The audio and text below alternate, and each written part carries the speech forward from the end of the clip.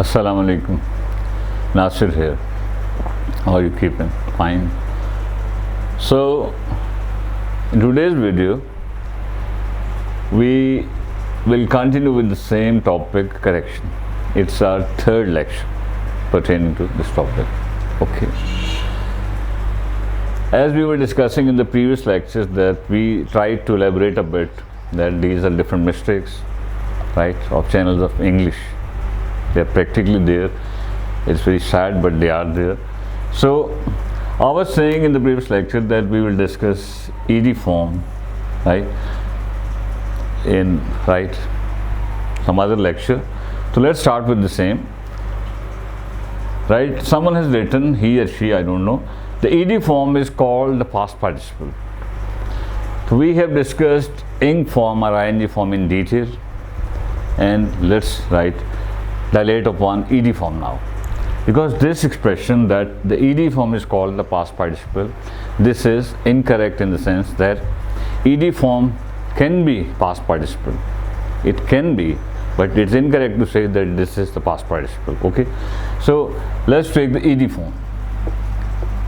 Concept is almost the same as was in case of ing form, but whenever a verb is followed by, whenever verb ends in ed instead of ing, so you have to think on 3-4 lines. That's all. As I was saying, in case of ing form, that expression can be simple continuous form, that can be some simple adjective, that expression can be participle, present participle, or that can be sort of some gerund. Over here, concept is almost the same, that any verb that ends in ed, we won't say that is past participle. That might be past participle, but what are other possibilities? The first is, yes, as all of you know, that can be second form of verb. Okay, that can be third form of verb. Clear? That can be, as written over here, past participle.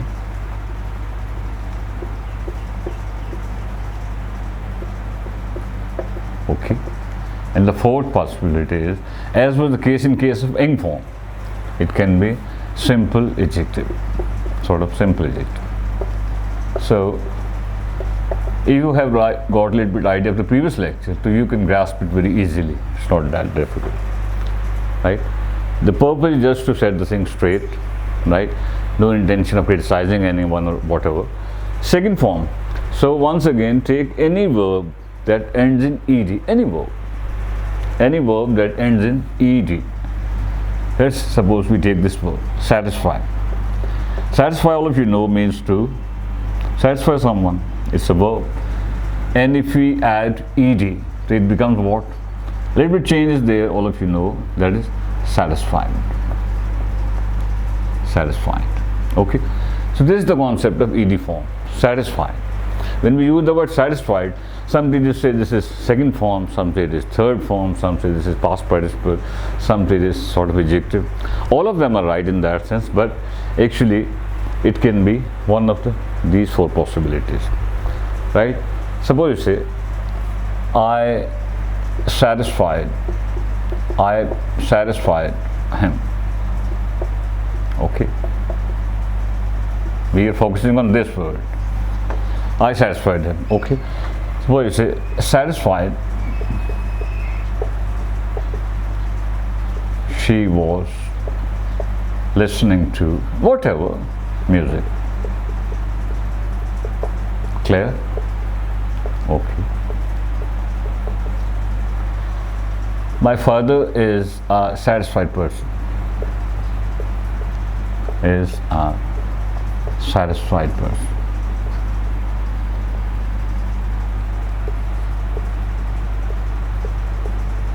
Okay, and he has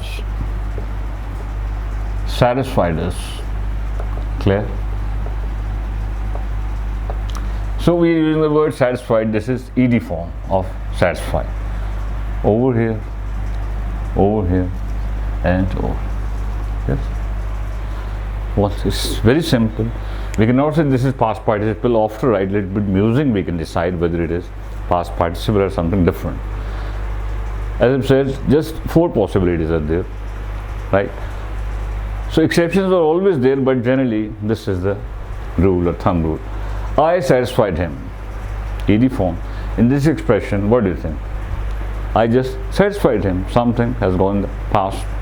This is just past indefinite. And in past indefinite tense, we use what? All of you know we use second form. So we can say I satisfied him. This is being used as second form of verb. No confusion. This is second form. Got it?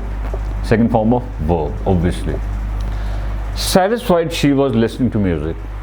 This is a bit confusing. Over here, satisfied means in that state, right? In that mood, she was fully relaxed. So whenever write, as I said, that participles are sort of adjectives, but they are slightly different from routine adjective. Over here, satisfied means the state of that girl, whatever. Satisfied, it means she was quite satisfied and she was listening to music. So it is showing what? It is showing that quality. Right? Satisfied, he was delivering that lecture. It means in a relaxed mood, in a relaxed way. So this is being used as what? Participle. Okay.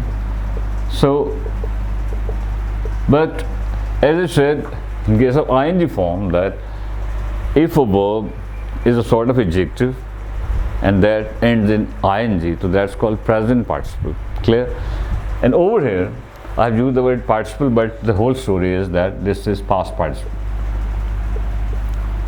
Past participle, how would you define this thing? Past participle means what?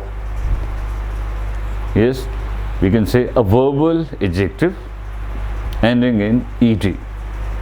A verbal adjective ending in ed is called past participle. It's a very, very common mistake, a very, very common misconception. Almost 90% of students say this thing, that past participle means third form. A third form means past participle. But in most of the books, they do write like this. Whenever they talk about the third form, so you find this thing, past participle. But the question is it true? Is it fine to say? No.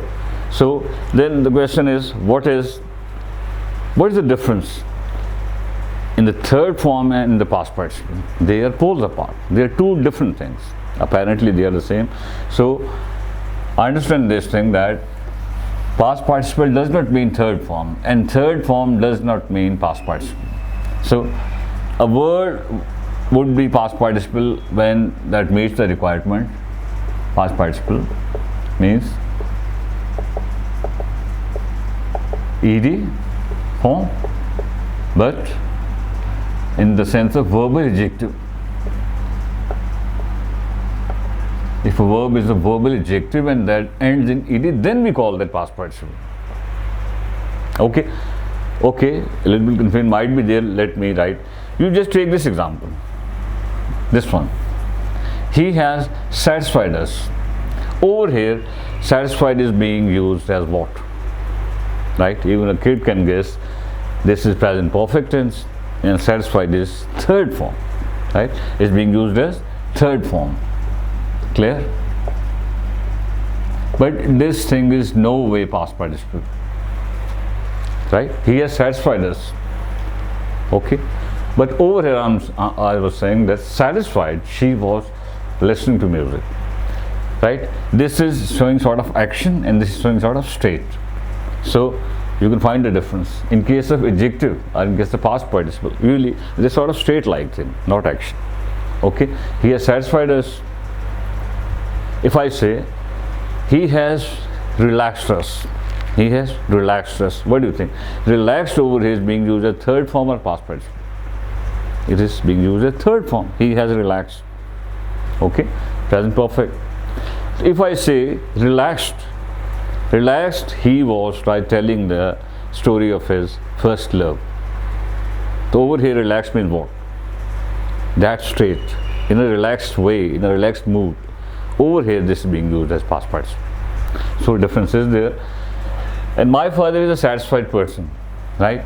In this expression, person, all of you can guess, is being used as noun, and satisfied is just what? Quality of that thing, right? So it means the word satisfied over here is being used what? It is being used as simple adjective. Simple adjective. You cannot call this past participle. It's a simple adjective, right? Satisfied person, nice person, something like that. Okay, this is your simple adjective. I'm sure you would have got a bit idea, but these things are a bit confusing, a bit perplexing, but one should. Let's take some other example to clarify the meaning. May I? Rabbit? Okay. So any verb that ends in ed. Yes.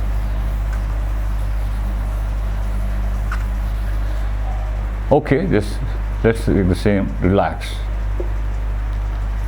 If I say relaxed, this is ed form. Okay, ed form, and we cannot say whether relaxed is second form or third form or past participle or simple adjective. It depends on the very use of that. On that basis we can decide whether it's being used as this or that.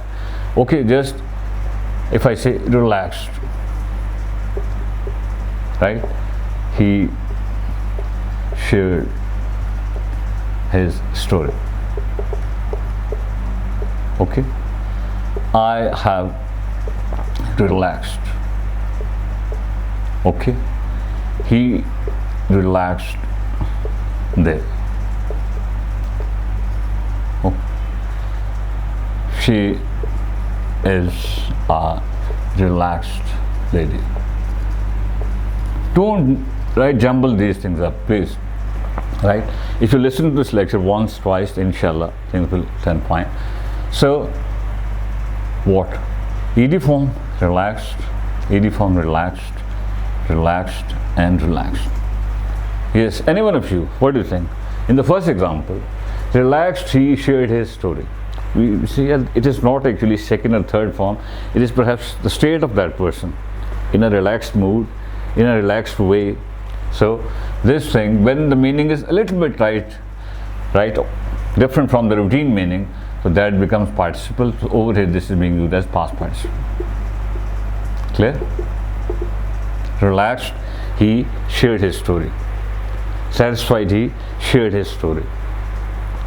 Astonished, he listened to me. Astonished means in that state there is no action. Okay, so this is past participle. I have relaxed. This is once again simple past perfect, and this is your third form. This is your third form. So we cannot say that past participle means third form, or third form means past participle. They are two different things. It is another cup of tea. It's another cup of tea.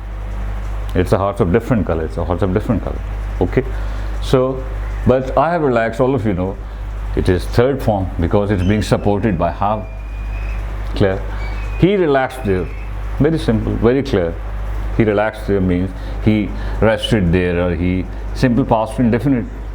So this is second form. And she is a relaxed lady. Lady, even a layman can guess, is a noun, and relaxed is quality of that thing. So over here relaxed means it's a sort of adjective, and we can call it simple adjective. Clear?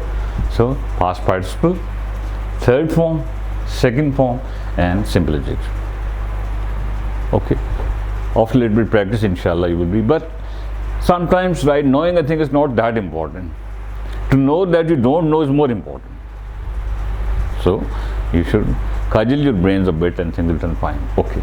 Coming to the next. The expression is what's the expression? Find out if you make the 40 most common mistakes in English. Right? It was the sort of description of some YouTuber. Okay, find out. So what's wrong with this thing? Find out. As I did discuss in the previous lecture, find out means, yes, it is a redundancy problem, right? We did discuss this thing in detail in the previous lecture. Redundancy means repetition of thoughts, repetition of ideas, repetition of words. So when you find something, the O is not required. O is something useless, something redundant. So the expression would be find. Clear? I think I have elaborated upon this thing in the previous lecture, what's meant by redundancy.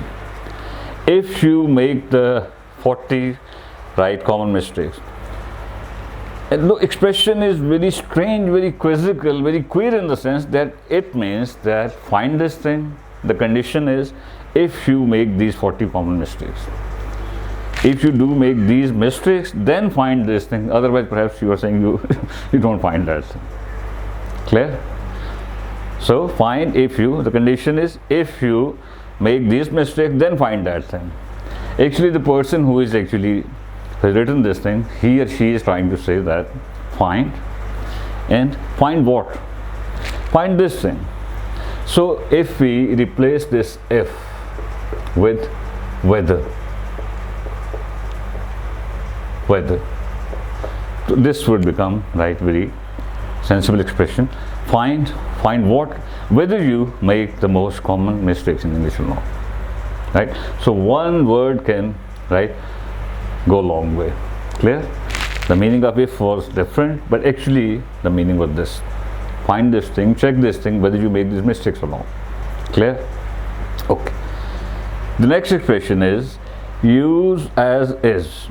Right? There was sort of reference that, okay, you use this thing without any change. So it is, I cannot understand this thing, that how this thing is possible. Use as is. Actually, the person wanted to say use this thing as it is. Even an uneducated person can understand as is should be as it is. As it is. It means without any change. Right? So as is is not giving any sense. If you say okay, the things are as it is, it means they're the same. So it means use the same thing, don't modify that, don't change that, something like that. So I think no need of elaborating a bit more. So we could, in bracket they have written, were allowed to park in the visitors car park. Over here the mistake is very subtle, right? Apparently it's 100% okay, but actually it's not. The reason is the person who has written this thing, he is or she is referring to this thing, could. Okay? If we use could, and for whatever is written in parentheses, this is actually sort of explanation of that. Are you getting? No. We could, in bracket they have written, were allowed to park in the visitors. We were allowed to park in the visitors. Sorry, it's a jumbled a bit. So if you use the word could, then this expression is incorrect, right? We could to park. We could to park, because basically this thing is linked with this. Okay? If you use the word we could, so it means what?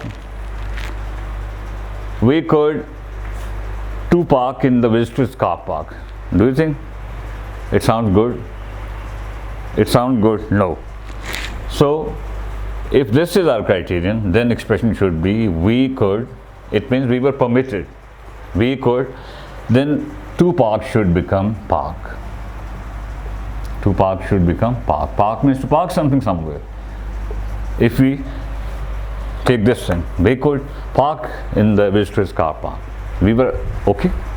But if we take this expression, if this is our criteria, then it's okay. We were allowed to park, right? In case of could, we could park, and in case of were allowed, we will use sort of this infinitive like thing. We were allowed to park. Okay, so sort of ambiguity is there. And the next is the grass is dry, it couldn't have rained at night. So this is a very serious mistake, a howler, a very glaring mistake. The reason is The grass is dry. When you refer to some past action, and for that we do what? Suppose I say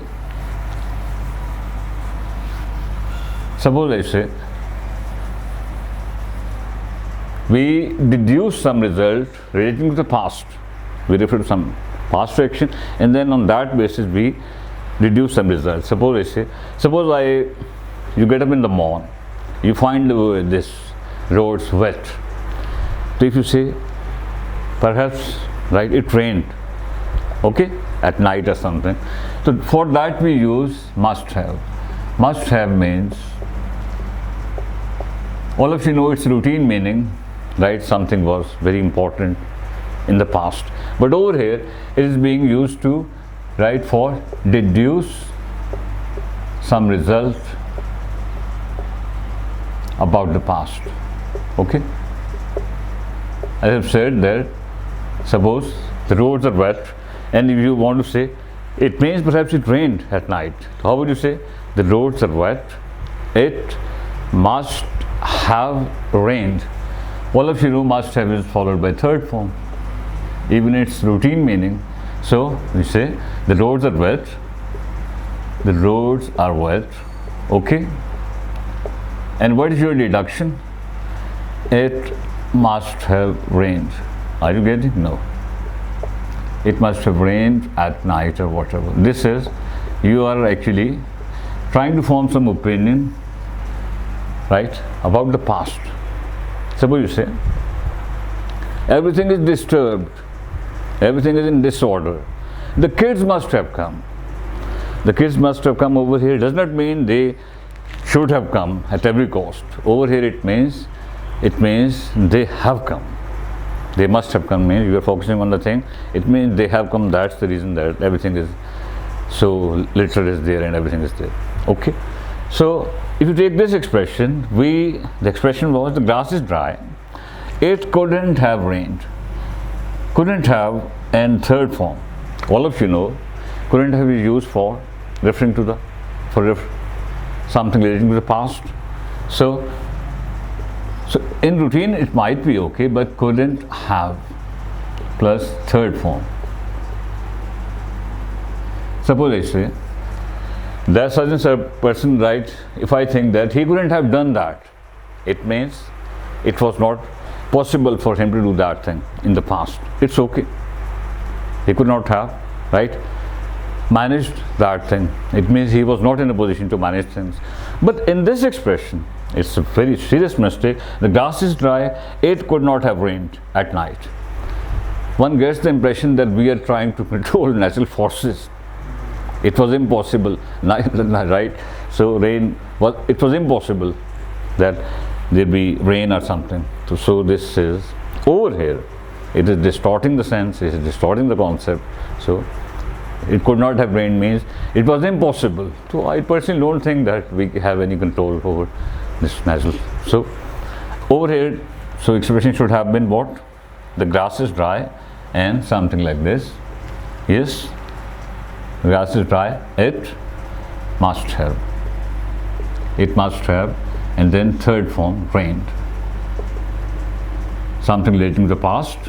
We are, right, talking the present, but we are referring to the past. It means it must have rained. It means I'm sure that it rained at night. Clear? So, and the last is ought to is a synonym for should. Right? So the other expression was ought to is a synonym for see, but it's a bit less common, or perhaps a bit more formal. So to an extent it's fine, but ought to is a synonym for. This is incorrect. Preposition is incorrect. It should be of. It's a synonym of. One thing, we will discuss preposition in some other lecture. Ought to is a synonym of should. It is a sort of synonym, no doubt in that, but saying that it is less formal or it's more formal, it's a bit less common. This is incorrect. Ought to, even school kids know that ought to, in their childhood they start learning this sort of things, that you ought to respect your teachers. You ought to have, right, informed your mother. No? So ought to, what is the general concept of ought to? Ought to, you know, it is sort of should, but if ought to is followed by first form, we talk about something. This is used for moral obligation, right? So something that you are morally bound to go for, moral obligation. So should is just right, a sort of suggestion, moral obligation. If I say you ought to respect your teachers, it means it's not the game of formality or informality, it's the game of obligation. You ought to, and then first form, respect, okay, your teachers. Clear? It means on ethical ground you should respect your teachers. Clear? And sometimes we use the same expression in a different way when we talk about the past, and for that we change that a bit. Ought to have plus third form, right? So as all of you know, any model followed by have plus third form refers to the past. Should have means something relating to the past, may have means something relating to the past, could have means something relating to the past. So any model plus have plus third form refers to the past. So over here concept is once again the same. Ought to have, we are just referring to the past, right? Over here we are saying that you ought to respect your teachers, that it is your moral duty to respect them. In this situation we are referring to the past, right? Suppose I say you ought to have respected that girl. Suppose someone misbehave with some girl. So in that situation, if someone says, no, yeah, it's not good, morally, ethically, it's something bad, so you ought to have respected that girl. You ought to have, right, respected that senior of yours. So this was sort of flick through of, right? So when you delve into things, there are so many things. So inshallah, I'm sure that you would have got something. Inshallah, I will be with you with the same sort of lectures. Thank you very much for being so patient. Allah. See you. Love.